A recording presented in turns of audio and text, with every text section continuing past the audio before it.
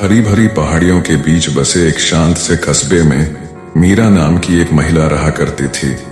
उसके दिन जैसे थे, शांत, सधे हुए और पूरी दुनिया से थोड़े कटे हुए। पड़ोसी उसे एक सभ्य, मददगार और नम्र महिला के रूप में जानते थे, पर कोई नहीं जानता था कि उसके भीतर एक ज्वाला थी, बीते 20 वर्षों से धककती हुई, एक ऐसी चीज जिसे उसने कभी किसी से साझा नहीं किया। कभी मीरा बहुत हंसमुख और जिंदा दिल हुआ करती थी। उसकी आंखों में सपने थे, दिल में प्यार था। उसका परिवार छोटा था, पति अर्जुन और बेटी ईशा। अर्जुन स्कूल में शिक्षक थे, अनुशासित, सरल और बेहद ईमानदार। जिंदगी बहुत आलीशान नहीं थी, पर सच्ची थी और उसमें प्यार की कोई कमी नहीं थी। एक शाम जब अर्जुन रोज की तरह स्कूल से साइकिल पर लौट रहे थे, तो एक तेज रफ्तार कार ने उन्हें टक्कर मार दी। कार ने सिग्नल तोड़ा था और ड्राइवर नशे में था। अर्जुन की मौके पर ही मौत हो गई। ड्राइवर का नाम राघव था, एक धनवान व्यापारी का बिगड़ैल बेटा।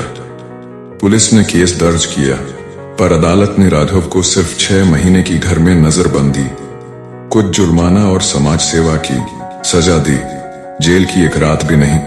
मीरा को इंसाफ नहीं मिला और उसके साथ ही उसकी जिंदगी ठहर गई। मीरा टूट गई थी। जिस इंसान के बिना वो एक पल की कल्पना नहीं कर सकती थी, वो अब कभी लौटकर नहीं आने वाला था, और जिसने उसे छीना वो खुलेआम घूम रहा था। उस दिन के बाद मीरा बदल गई। उसकी आंखों की चमक बुझ गई। वो कम बोलने लगी, मुस्कुराना तो जैसे भूल ही गई थी।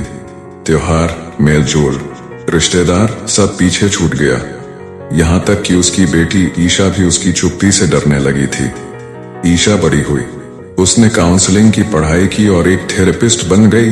वो दूसरों की भावनाओं को समझती थी, सिर्फ किताबों से नहीं बल्कि अपनी माँ को देखकर। मीरा अब भी एक साधारण जीवन जी रही थी, पर उसके दिल में कड़वाहट थी। वो राघव को आज भी माफ नहीं कर पाई थी। उसे लगता था कि माफ करना उसके दर्द का मजाक होगा, माफ करना उसकी हार होगी। समय बीतता गया। एक दिन ईशा ने मीरा को एक थेरेपी रिट्रीट में शामिल होने का आग्रह किया। यह एक 3 दिवसीय मनोवैज्ञानिक शिविर था, जहां लोग अपने दुखों और मानसिक जख्मों को ठीक करने आते थे। मीरा ने पहले मना किया, पर ईशा ने कहा, माँ, आपने हमेशा दूसरों को शांति की कीमत बताई है, चलिए अब उसे खुद भी महसूस कर लीजिए। शिविर एक खूबसूरत प्राकृतिक गांव में था, जंगलों के बीच, पक्षियों की आवाजों के संग। वहां एक गतिविधि करवाई गई, मुक्ति पत्र। हर किसी को कहा गया कि वे एक चिट्ठी लिखें, उस व्यक्ति के नाम जिसने उन्हें सबसे ज्यादा चोट पहुंचाई हो। यह चिट्ठी न तो भेजनी थी, न दिखानी, सिर्फ अपने मन से निकालनी थी। मीरा कई मिनट तक कागज देखती रही। फिर रात की नीरवता में, जब आसमान में तारे चमक रहे थे, उसने कलम उठाई और लिखा, उस व्यक्ति के नाम जिसने मुझसे अर्जुन को छीना। मुझे नहीं पता कि तुम्हें अपने अपराध का पछतावा है या नहीं। तुम्हें याद भी है कि तुमने क्या किया?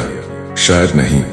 तुमने एक इंसान को मारा और चले गए। मैंने तुम्हें कोसा, इंसाफ मांगा, भगवान से तुम्हारे लिए सजा मांगी, पर तुम्हें कुछ नहीं हुआ।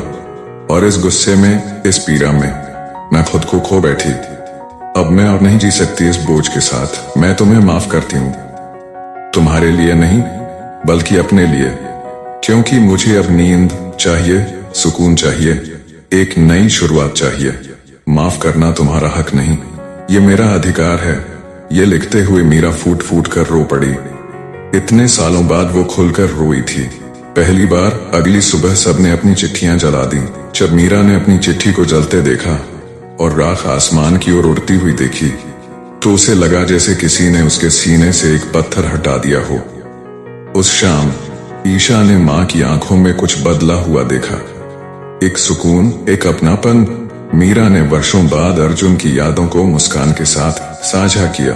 उसने उनकी पहली मुलाकात का एक किस्सा सुनाया और फिर दोनों माँ बेटी देर रात तक बातें करती रहीं। अब मीरा ने फिर से रंगों से दोस्ती कर ली थी। वो कैनवास पर पेंटिंग करने लगी थी, पुस्तकालय जाने लगी, कुछ पड़ोसियों के साथ मिलती, टहलती और हंसती।